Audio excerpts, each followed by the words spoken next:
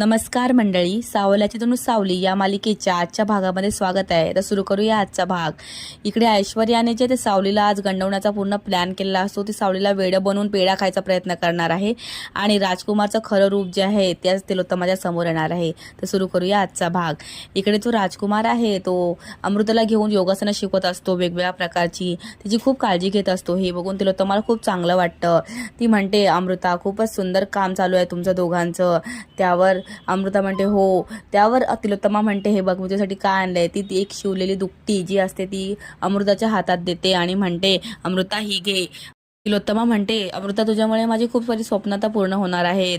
मग ती अमृताच्या पोटाला हात लावते आणि त्यानंतर त्याशी बोलत बसते. अमृता बोलते, हो आई, लवकरच होणार तुमची स्वप्न पूर्ण. अशी जेव्हा अमृता तिलोत्तमाला बोलते तेवढ्यात जो राजकुमार असतो तो घराबाहेरून ते ऐकत असतो. दरवाजाच्या बाहेरच उभा असतो. त्यालाही खूप छान वाटत असतं की एवढी मोठी जी खुशी आहे त्याला तिलोत्तमाला मिळत आहे आणि ती फक्त अमृताने त्याच्यामुळेच मिळत आहे. राजकुमार मात्र पूर्णपणे सुधारलेला असतो आणि ते सुधारलेलं रूप बघून तिलोत्तमा मात्र खूप प्रभावित होऊन जाते.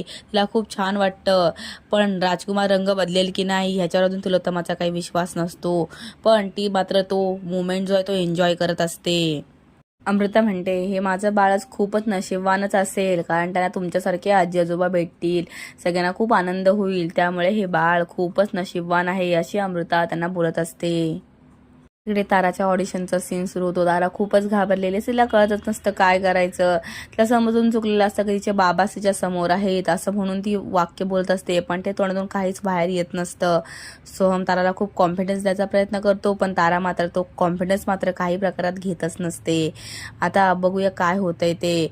तारा जी आहे ती जेव्हा ऑडिशन द्यायला सुरुवात करते, तारा खूप घाबरते. 2 वेळा रिटेक होतो, पण तारा मात्र काही नीट बोलतच नाही. ताराला काय बोलायचं तेच कळत नसतं.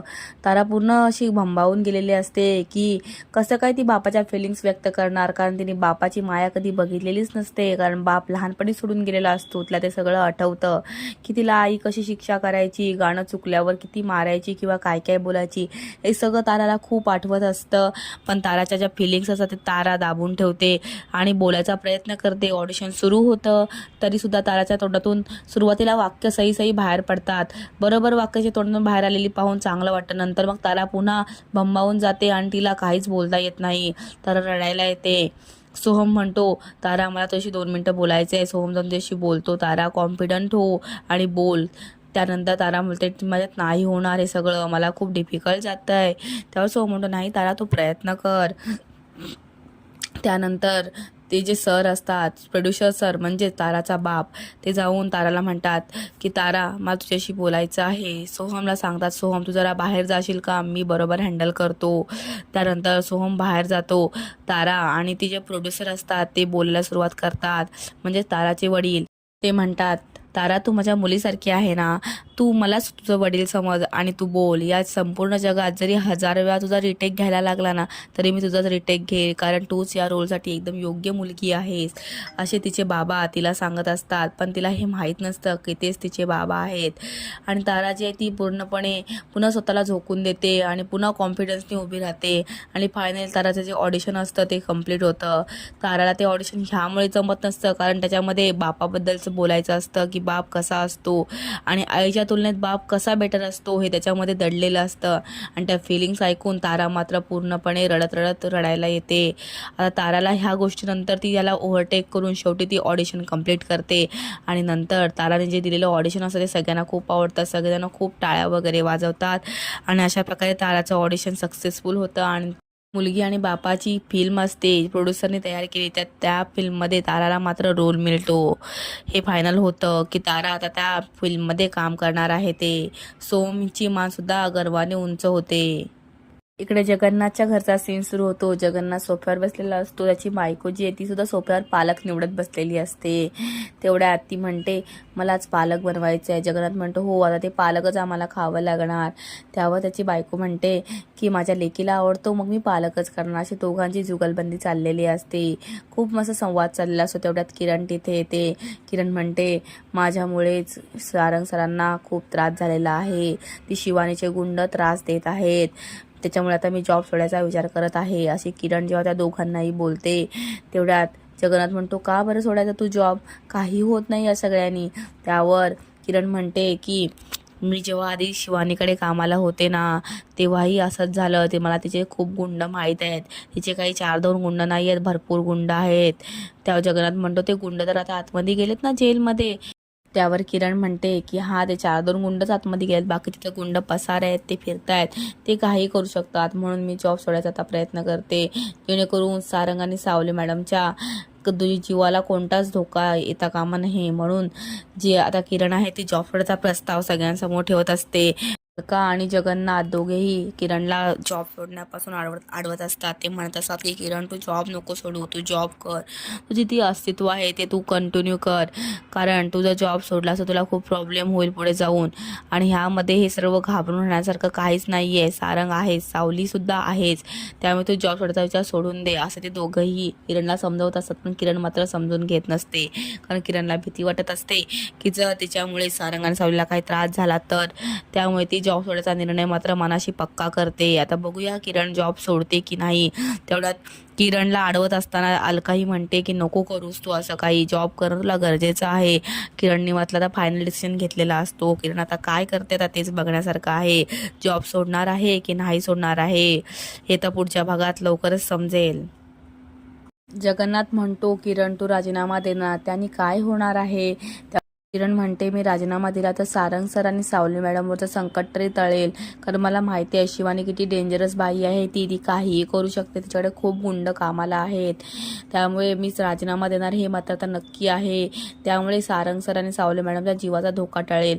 त्यावर जगन्नाथ म्हणतो की त्यांच्या जीवाचा धोका तर टळेल, पण तुझ्या जीवाचं काय, त्याचं काय, की तुझ्या जीवाला काही धोका नाही आहे. काही म्हणते की तुझ्या जीवाचं काय, तुझा धोका टळणार आहे का, नाही ना. त्यावर किरण मान हलवताना म्हणते नाही. अलका म्हणते मग कशाला पळतेस तू प्रॉब्लेम पासून लांब.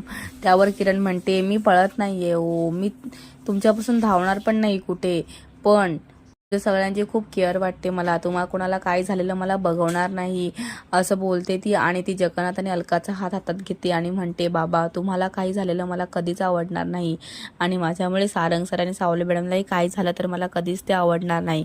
म्हणूनच हा मी निर्णय घेत आहे की मी आता राजीनामा देत आहे. असं बोलून किरण एकदम गप्प होते. जगन्नाथ म्हणतो बाळा तू आमच्या अजिबात काळजीच नको करूस, कारण हे नोकरी करणं तुझ्यासाठी गरजेचं आहे. हा पर्याय जो तो मला तुझा नाही आवडलाय किरण, असा जगन्नाथ किरणला खूप असा ठामपणे सांगत असतो.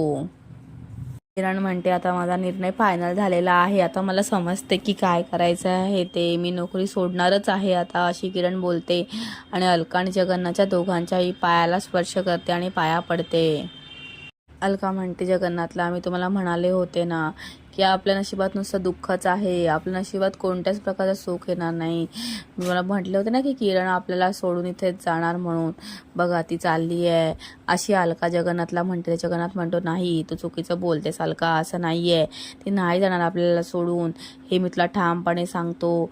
त्यावर अलका म्हणते काय विश्वास ठेवू मी तुमच्यावर, माझी पोटची पोरगी तर गेली सानिका, आता ही मुलगी जिला मानली आहे ती पण जाईल सोडून. तर जगन्नाथ म्हणतो नाही ती नाही जाणार सोडून आपल्याला. इकडे ऐश्वर्या जी आहे ती तुळशीच्या इथे सकाळ सकाळी पूजा करत असते. तेवढ्यात सावली तिथे येते. सावली ते बघून एकदम चक्क होऊन जाते की ऐश्वर्या मॅडम कशा काय तुळशीची पूजा करतात, ते पण सकाळी सकाळी. तेवढ्यात ऐश्वर्या हे सगळं नाटक करत असते ॲक्च्युली, जेणेकरून सावलीचं इम्प्रेशन पाडायला. सावलीच्या समोर जर इम्प्रेशन पडलं तर ऐश्वर्याची काहीतरी नवीन इमेज तयार होईल अशी ऐश्वर्याला वाटत असते. आता सावलीला ती कशी कवेत घेते हे बघूया. त्यानंतर ऐश्वर्या तिला म्हणते की सावली अगं मी तुला खूप त्रास दिला आधीपासून, तुला मी खूप तुच्छ लेखलं, तुला खूप रागाराग केला, पण तू माझा कधीच रागाराग केला नाहीस, तू नेहमी माझी मदत केलीस. तेव्हा सावली काहीच म्हणत नाही.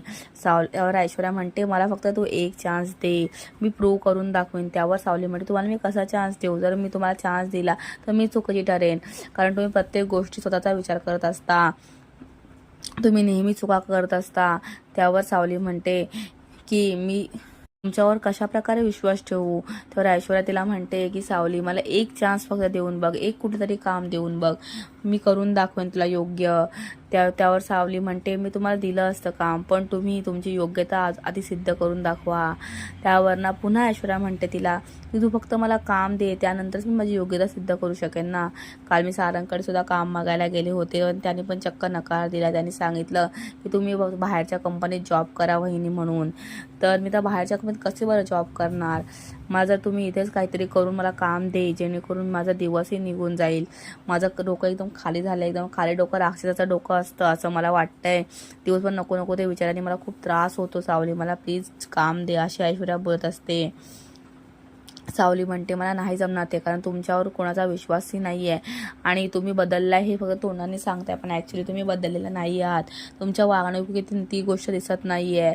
त्यावेळेस ऐश्वर्या म्हणते की बघ कसं राजकुमार दादाला कशी सगळ्यांनी साथ दिली, पण मला मात्र कोणी साथ देत नाही. माझा नवरासुद्धा माझ्यासोबत नाही आहे.